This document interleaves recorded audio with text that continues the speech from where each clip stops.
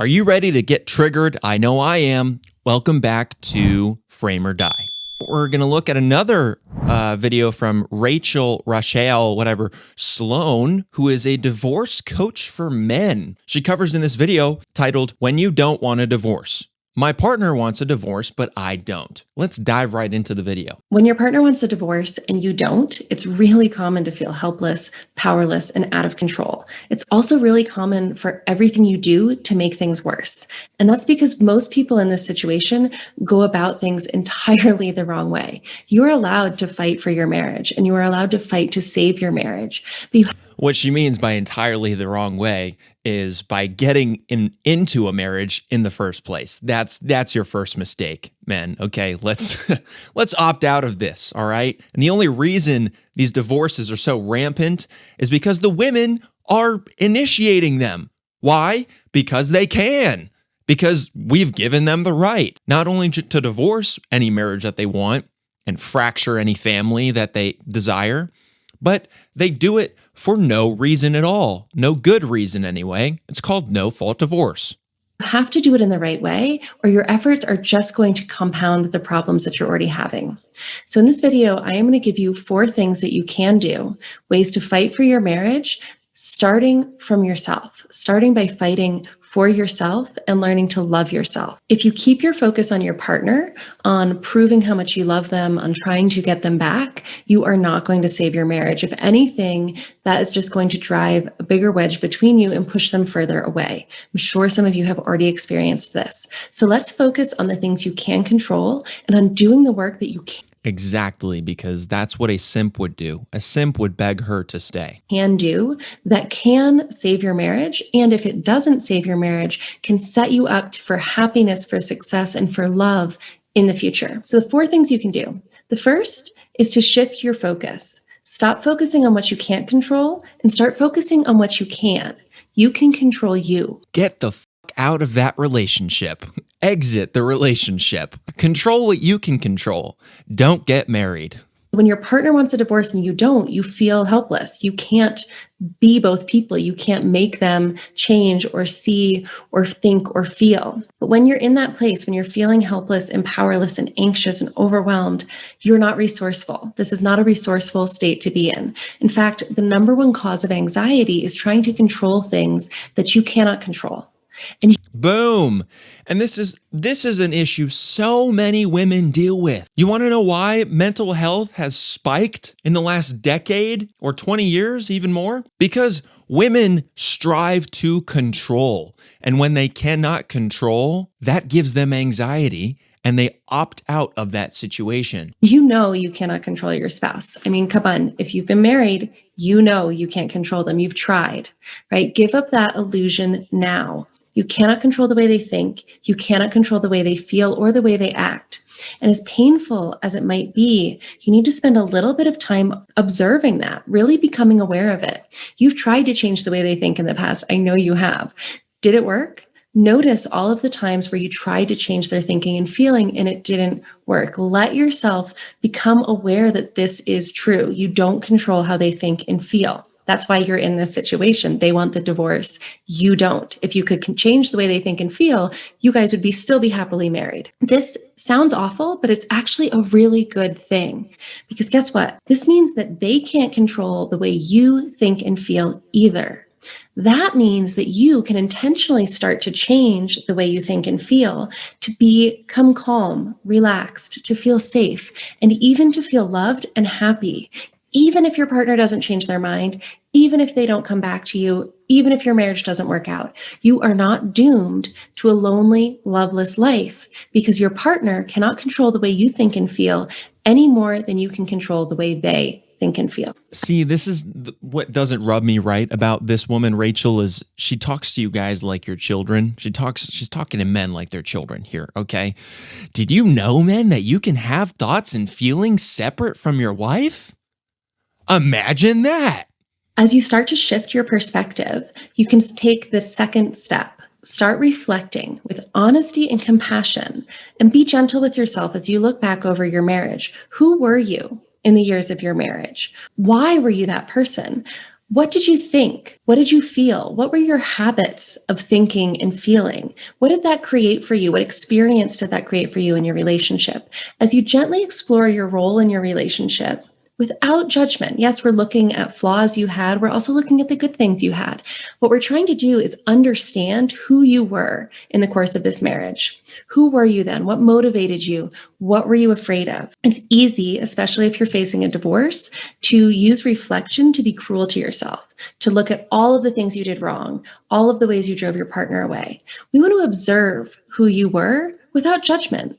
You didn't do anything wrong. You are not a bad person. We are doing this out of a place of self-compassion and curiosity, because understanding who you've been is going to help you intentionally create who you want to become. So you have shifted your perspective. You are seeing why it's actually a good thing that you can't change the way your partner thinks and feels, because it means they can't control the way you think and feel, which means that what they do does not determine your future.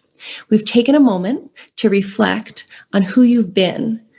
Okay, bro. I think I agree with some of what she's saying here. I just don't like the way she's saying it. It feels like she's speaking to men like they're little boys, like they're 8 years old and they can't process feelings and emotions, and they don't know what it means to have compassion and genuinely reflect on who they are, their behavior. I don't know if it's just me, guys, but I find this woman, the way her delivery, a little condescending. Let's look into the comments here, because I'm getting kind of bored with this video. Marriage takes two, but divorce only takes one. If one wants out, it doesn't matter what the other one wants. Yep, agree with that there. I really think what this woman should boil it down to is, men, if your wife wants to divorce you, let that bitch go. If she really, really, really wants to divorce you, if she does not want to be with you anymore, let that bitch go. You deserve to be with a woman who wants to be with you. If she doesn't want to be with you, she does not deserve you. And no matter what kind of man you are, it's an absolute power move, okay? It's what a strong man would do. And when she sees that, when she observes that from you, she's going to be confused. She's going to start to question her decision. At best, she will decide not to divorce you. At worst, she will divorce you, and she'll come back later.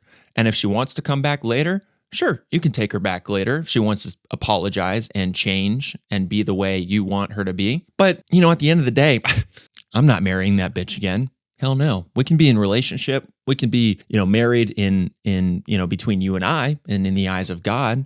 But in the eyes of the state and of the government, hell no, I'm not getting married to you again. So I can pay for another divorce. So the government can take your back and your side when you decide that you want to follow your feelings and divorce me all of a sudden at the cost of fracturing our family and damaging our children? Absolutely not. Let's see what else she has to say. Throughout the course of this marriage.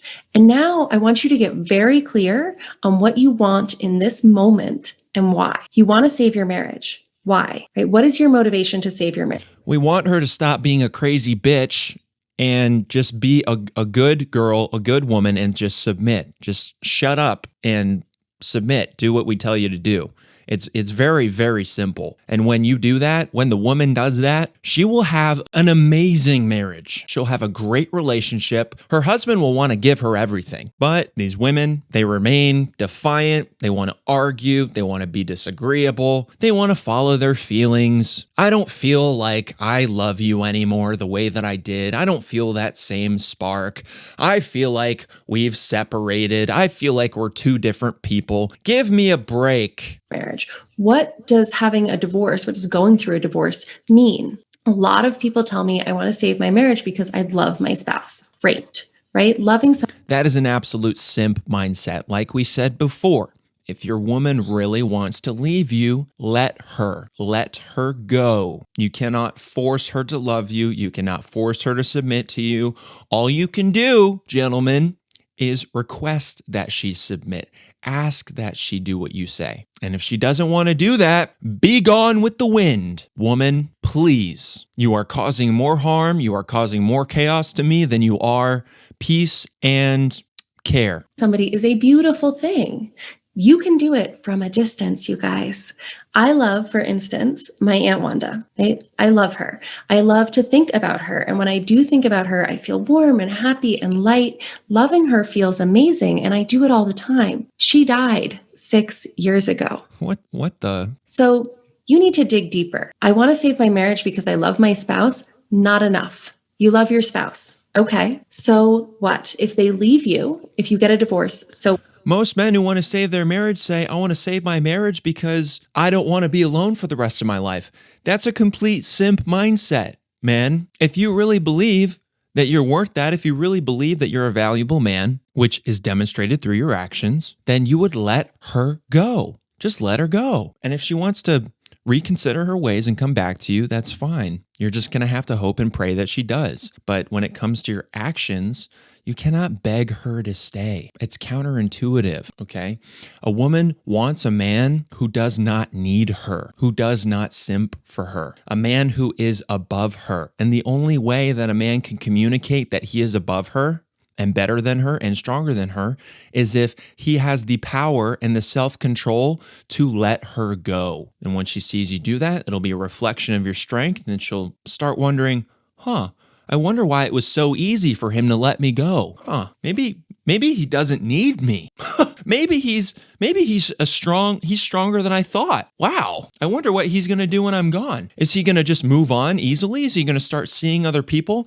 And she's going to go down this entire thought pattern because she is seeing strength in your actions. This is what men need to understand.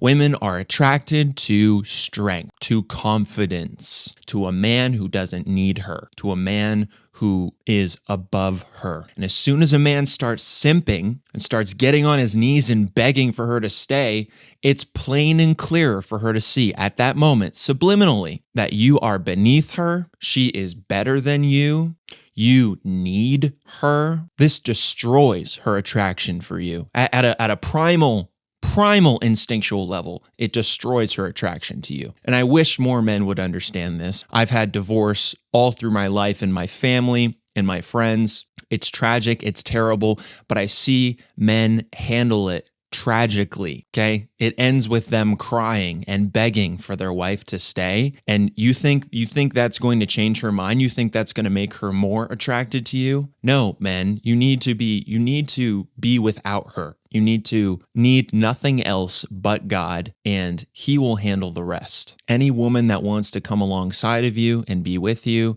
that's just an addition. It's just an addition. It's okay to want a woman. It's okay to want your wife, but to need them, that is the ultimate simp. This video is kind of going over, so I'm going to stop it right here. If you guys want to watch this full video by Rachel Sloan, I will link the video in the description. Without further ado, let's just understand this is a part of the reason why divorce rates are so high, not only because we have hyper-masculated women, but we've also hyper-feminized men. We've taught them that they are supposed to do whatever it takes to satisfy their woman, to keep their woman, and do it at the expense of their manhood. And we've taught our men to be weak and to submit to the woman when that's not the way it's supposed to be. And this is evident in relationship, in marriage. It's even more evident in divorce because we see the way that the men react to a woman who is divorcing them. That's the video for today. Make sure you like, comment, and subscribe to the channel. Go down into the comments right now and let me know what you guys think about this. Do you think that men are being simps when they beg their women to stay in the midst of a divorce? Do you think men should beg their women to stay in the midst of a divorce? Let me know down in the comments. In the meantime, hit that subscribe button to the channel so that you can get more of our daily videos and analyze what the hell is wrong with marriage in our society today. Thank you guys, and we'll see you in the next video.